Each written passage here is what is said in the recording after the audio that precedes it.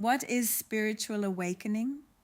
The truth about awakening, authenticity, and finding your true self.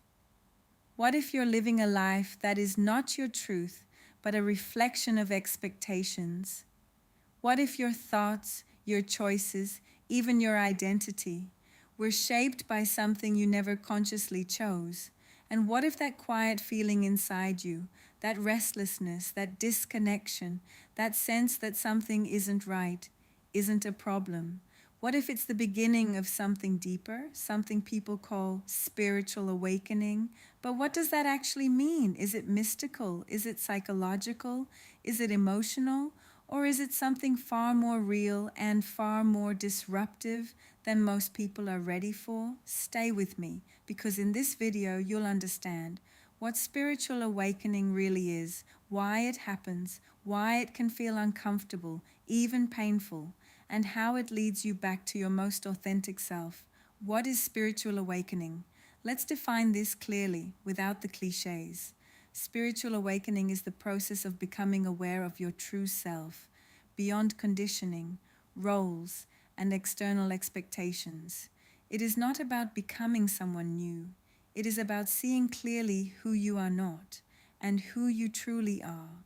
At its core, awakening is about authenticity. It is the moment or gradual realization that you are not your labels, you are not your roles, not your titles, you are not your social or financial status, you are not the version of yourself created to survive or fit in. You begin to ask deeper questions. Who am I without all of this? What feels true to me? Why have I been living this way?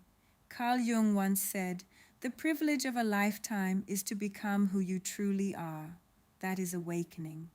So what does awakening feel like? Here's the part most people don't expect.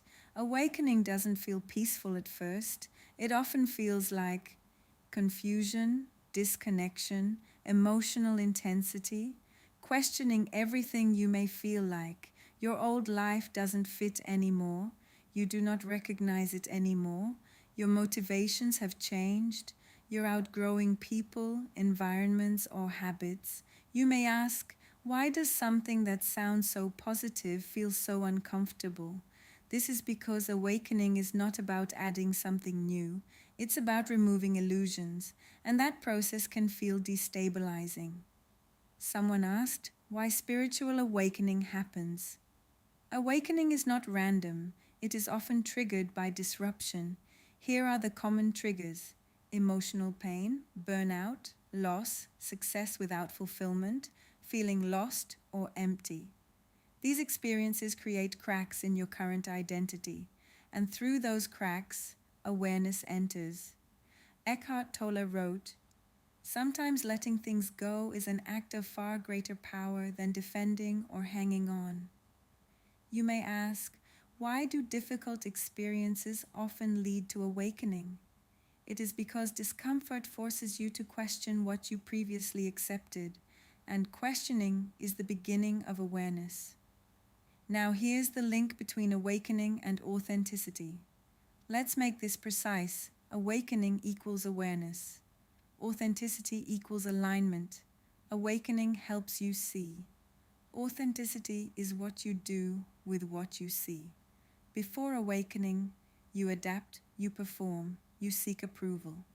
After awakening, you question, you realign, you choose consciously. Friedrich Nietzsche said, "Become who you are." But here's the nuance: you cannot become who you are until you see who you've been pretending to be. Now let's look at the stages of spiritual awakening. Awakening is not a single moment. It's a process that involves the following important phases. 1. Discontent, you feel something is off. 2. Questioning, you begin to challenge beliefs, patterns, and choices. 3. Disorientation, you feel uncertain, even lost. 4. Insight, you start seeing patterns clearly. 5. Realignment, you begin making different choices. You may ask, why does awakening feel like losing yourself?